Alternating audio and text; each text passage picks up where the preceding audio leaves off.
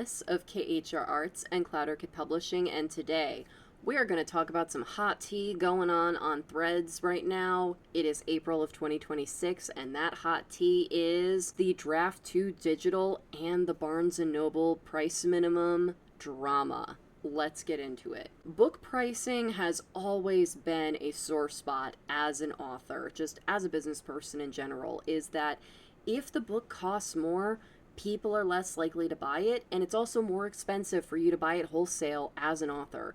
Because yes, for y'all readers that are tuning in right now, or y'all hopeful authors that haven't gotten into the industry quite yet and you don't exactly know how everything works, yes, you have to buy your own books.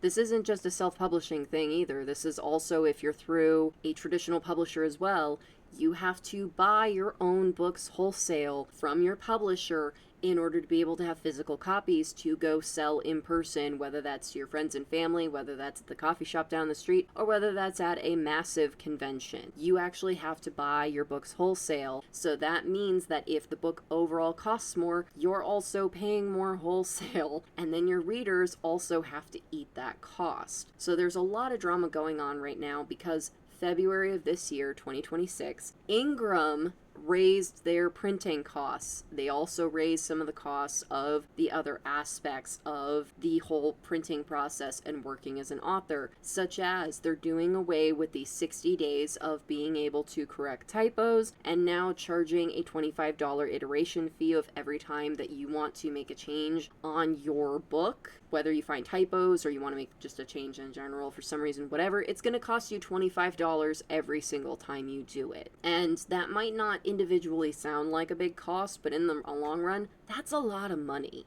Because as an author, no matter how professional you are, no matter how long you've been doing this for, even the tippy top golden ticket publishers, you will still once in a while find typos in books. It's just a thing that's going to happen. And whenever those typos are pointed out to authors, they want to turn around and go fix that. However, now they're going to cha-ching charge you for the privilege of making your book that teeny tiny little bit more perfect. As well as having typos can hurt your sales because that can garner bad reviews and low star reviews, which ultimately then makes people not as likely to buy your books. So it's just being stuck between a rock and a hard place. Is, can you afford to fix the typos? Are you going to have to weather these bad reviews?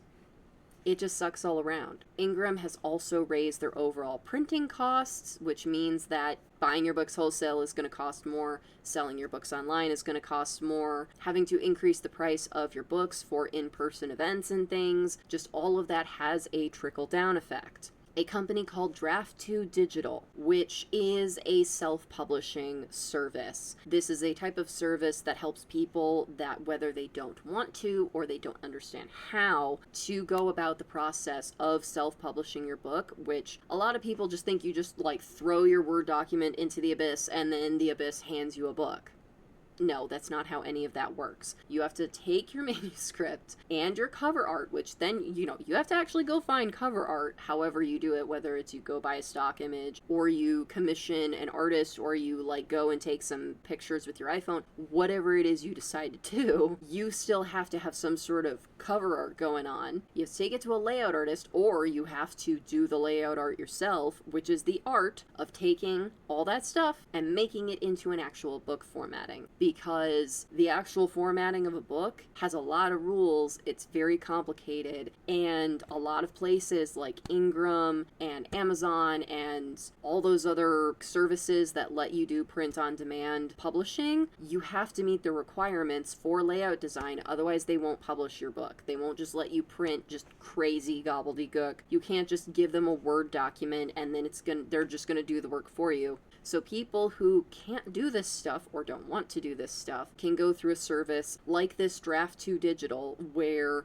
you pay them a fee, or whether it's they take a cut on the back end, whichever. And this is different from vanity publishing. I do want to stress this point. This is not vanity publishing. This is a service that handles this back end layout design stuff for you. They are not claiming to be a major publisher the way that a lot of these vanity presses do. Be sure to check out my videos about vanity publishing so that y'all can understand how that works. I personally can't say anything one way or another about the actual company, Draft2Digital. I don't really know a lot about it. All I know is all the drama that is going on about it. So let's get into it. The main thing is they are now charging a $12 fee per year if you make less than $100 in a year. Now, what this means is that, let's say whether you have one book or you have 100 books published through this Draft2Digital service, and you make book sales through this service, if your total book sales at the end of the year is not more than $100, you will get charged $12. And people are basically comparing this to a bank charge fee. So let's say you have one of those savings accounts where if your account, let's say, goes below $300, they're going to charge you a $25 fee for not having enough money in your bank account. Which sounds crazy because it's like, now I have less money in the bank account. Like,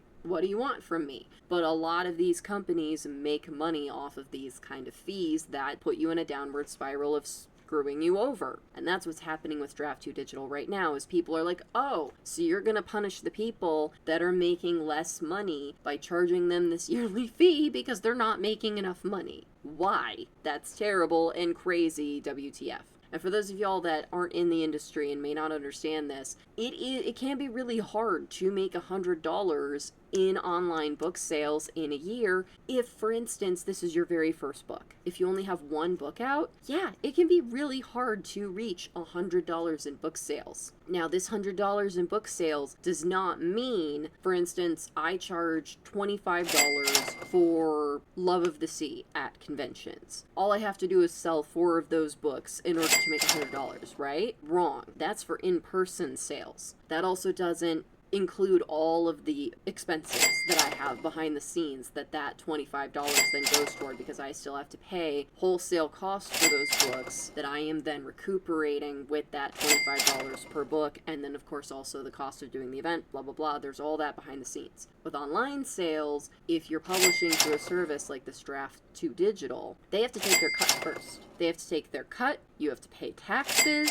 if there's any other kind of fees associated with that, especially because it's a service that does everything for you. I'm sure there are other fees involved that get charged, cha-ching, off of every sale you make. So yeah, let's say that $25 book, okay? Draft2Digital needs to take their cut. Let's say that's, we're just gonna make things simple. Okay, y'all. Let's say that's $5. Now that's $20 in sales. Okay, now you have to pay taxes. Let's say that's another $5. Okay, now that's $15 in sales. Let's say there's ancillary fees you have to pay because you use this service and whatever. Let's say that's $2. So now you're only making $13 a book. We're going to do some fun math because I can't do math, y'all. So in order to make $100 in sales, that's 100 divided by 13. You would have to sell 8 books in order to make that $100 in a year. I know 8 books doesn't sound like a lot, but I'm also being really generous on what that profit margin is. Typically, book profit margins, most authors only make about $1 to $4 in profit off of every book sale. So yeah, you only have to sell 8 books if your profit margin is $13. That's usually not the case, especially if it's an ebook. Ebooks usually have razor thin profits because they want to keep costs as low as possible. So a lot of times people only make like $1 in profit per book on ebooks, if that. So that means you have to sell 100 books in order to make that profit. And that can be really hard for a first time, this is your first book, you're a first time author, to make in a year. That can be an astronomical number, y'all. Let's say you make 30 book sales in a year with your first book. So that's roughly $30 in profit. Now you're going to get charged a $12 fee. That means now you're only making $18. And I'm sure they also have a payout minimum, so you ain't even seeing that $18, I bet. I bet their payout is something like $50 or $100 that you have to reach that point to even get that money in your hands. That's what the drama is about. That it's like, we're not making that much money, and you're going to charge us this extra fee on top of everything else. Rude. I think what's even more insulting is the reasoning behind it, when everyone knows the real reason is because Ingram raised their rates and Draft2Digital uses Ingram for their printing. The reason they gave is to discourage AI authors from uploading lots of books.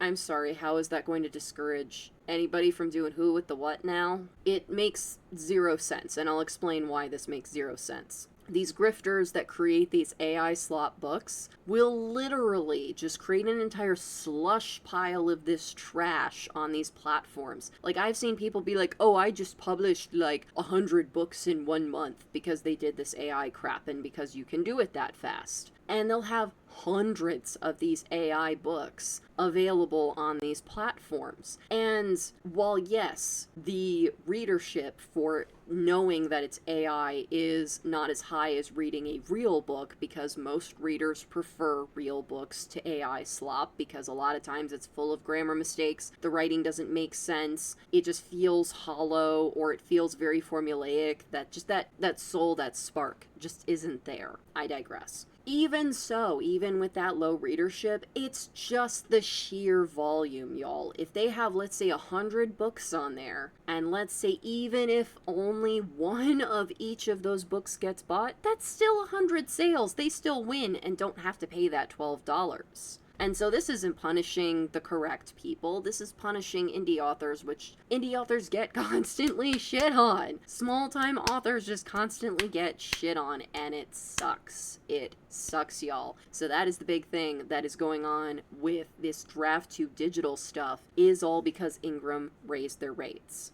Another one that is related is the new Barnes & Noble Publishing paperback minimum has been raised to where all of their paperbacks have a minimum price now of $14.99. So $14.99. That is massive, y'all. That is a huge $15 at Barnes & Noble minimum for a paperback. And those minimums, y'all, a lot of times, that sliding scale, this is with any platform that you do publishing through, the minimum means you as the author make $0. Zero. That means that is the bare minimum that you need to charge the book at so that the publisher can make their cut. You need to then raise the price any increment above that minimum in order to set your profit cut. So that means that all these paperbacks have to be more than $14.99 in order for the author to see any profit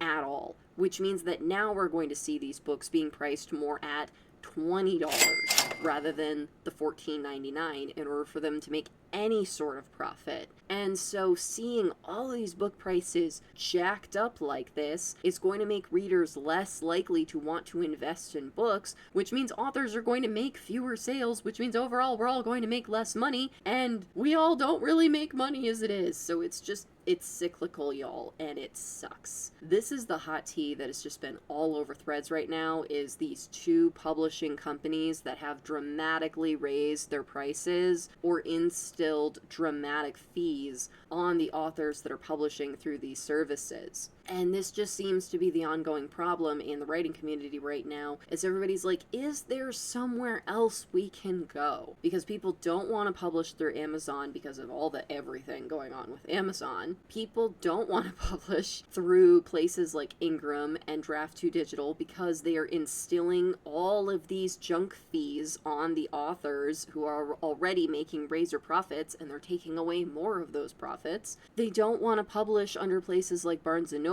because they are just making these outrageous, astronomical minimum book price requirements that price you out of any sort of competition, because why are they going to pay for a nobody nothing first time author book when they can get like a big whoop-de-doo author for like half the price? Why are they going to make that sacrifice? They're not. Most people are not. They're going to buy whatever is the cheaper option. They're not going to take a chance on an indie author because they're like, wait, you want me to spend more money and I might not like the book, or it might not be up to my standards because I don't know them and they're new? No thanks. it's just making it tougher out there for first-time authors and self-published authors more than ever, y'all. And it is so important to keep abreast with these kind of issues because it's going to impact you as an author. Even though I don't publish using these platforms, it's important for me to know as an author, strategy-wise, to know what is going on in the author world and how this might come for me and what I'm using for my publishing and my books, that it's probably going to come for me next, and I have to be prepared for that financially and be prepared for that with my strategy. That's why I always say, as a newbie author and as an experienced author too, you can't just be sitting out there on your own island just la la la ignoring everything that's going on in the industry. You need to be abreast with this news because it's going to eventually affect you. And even if it doesn't directly affect you, it's still important to know so that then you know how to pivot with your own strategy so that you can get ahead of the game.